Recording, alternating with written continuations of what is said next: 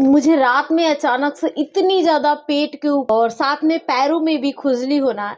Hey guys, अगर same situation आपके साथ है अपनी प्रेगनेंसी के अंदर, पेट के ऊपर बहुत ज़्यादा कह सकते हैं ईचिंग की समस्या है, पैरों में भी है।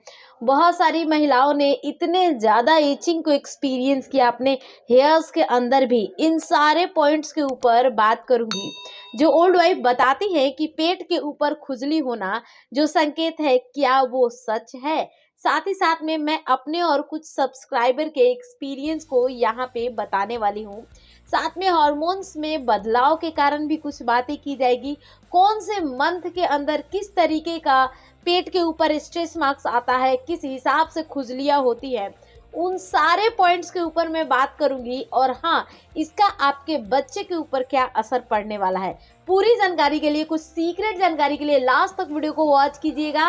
हे गाइस, मैं हूं आप सबके साथ श्वेता और आप देख रहे हैं प्राइम मॉम चैनल। यहाँ बात करते हैं ईचिंग से रिलेटेड। बहुत ज़्यादा कॉमन सी बात है कि महिलाओं को ईचिंग क्यों होती है प्रेगनेंसी के अंदर। इसका आंसर ये है कि शरीर में जो आपका स्किन है वो ड्राई रहता है।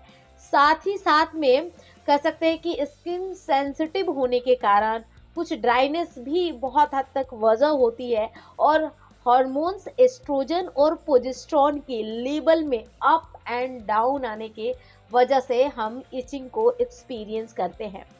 अब बात करते हैं, किसी को ज़्यादा इचिंग होती है, किसी को कम होती है। ऐसा क्यों होता है? ये तो गाइज ये आपका अपना पर्सनल होता है, चीज़ों को एक्सप्रेस करने का तरीका। कंसिडर कीजिए, हम पार्लर जाते हैं आईब्रो बनवाने के लिए।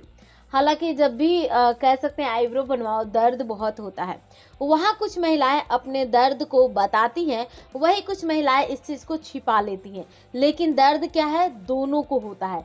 सेम वैसी ही चीज़ें हमारी प्रेगनेंसी के अंदर होती है, खुजली से रिलेटेड। सबको खुजलियाँ होती है, कोई बताती है महिला, कोई नहीं बताती है। और साथ में एक माइंड से जुड़ी हुई ये भी बातें होती है कि आपको यहाँ खुजली हो रही है, ठीक है, यहाँ खुजली किया आपने एक बार, थोड़ी देर बाद और यहाँ होगी, यहाँ भी करो, फिर यहाँ भी करो, फिर यहाँ करो, फिर यहाँ करो। तो ये चीज़ें भी होती है। एक बार जब आप खुजली करने पे आओगे ना, पूरे बॉडी में प्रेगनेंसी में इचिंग सभी को होती है। कुछ महिलाओं को मैंने एक चीज़ देखा कि पैर में इतनी ज़्यादा इचिंग है कि इचिंग कर कर के पैर में खून तक निकाल लेती हैं अपना।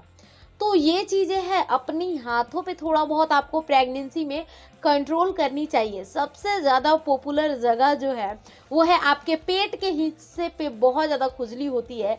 कह सकते हैं इतना ज़्यादा पेट का साइज बढ़ता है, स्किन यूट्रस फूलते जाता है, स्किन भी फैलते जाता है, जिस वजह से स्किन सेंसिटिव होना, थोड़ा भी आपने स्क्रैच ऐसे किया ना तो वो फिर स्ट्रेस मार्क्स बन जाते हैं। और ये आपको तब ज़्यादा नज़र आते हैं जब आपकी डिलीवरी हो जाती है।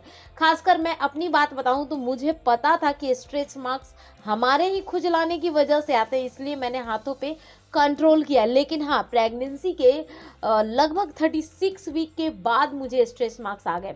रात में कभी मैंने खुजली कर लिया, मुश्किल से 8 या 10 हैं, काउंटेबल हैं। तो ये चीज़ें हैं, अगर आप जितना ज़्यादा अपने हाथों पे कंट्रोल रखोगे ना, मूड पे कंट्रोल रखोगे, चीज़ें सही होंगी। बहुत खुजली हो रही है तो इस तरीके से करना। और हालांकि मैं दावे के साथ ये चीज़ कह सकती हूँ इस वीडियो के अंदर, मुझे 2-3 जगह ऐसा लगा कि खुजली हो रही है। लेकिन आप लोगों की तो अभी के टाइम में प्रेगनेंसी चल रही है, ऑब्वियस सी बात है आपको भी कहीं ना कहीं लग रहा होगा यहाँ खुजली कर ले, यहाँ कर ले। तो जिस वजह से इस चीज़ के बारे में बात भी होती है ना, तो कई बार मन वैसा सा हो जाता है कि नहीं, मुझे खुजली हो रही है। तो ये एक कह सकते हैं कि इंसान के अंदर ये चीज़ें होती है। गाइज, मैंने सारे पॉइंट्स के ऊपर बात की। यहाँ जाने से पहले बताना चाहूँगी कि आपको आराम कैसे मिलेगा खुजली से। वो ये है कि अपने बॉडी के हर पार्ट में जहाँ भी खुजली की समस्या है, एक दिन के अंदर 4 से 5 बार नारियल तेल लगाइए, ओलिव ऑयल लगाइए या कोई भी बॉडी मॉइस्चराइजर लगाइए जिसकी खुशबू आपको अच्छी लगती है प्रेगनेंसी के अंदर। यही एक बचाव का तरीका है। और दूसरा, कंट्रोल कीजिए अपने हाथों पे। मिलती हूँ आप सबसे मैं नेक्स्ट वीडियो।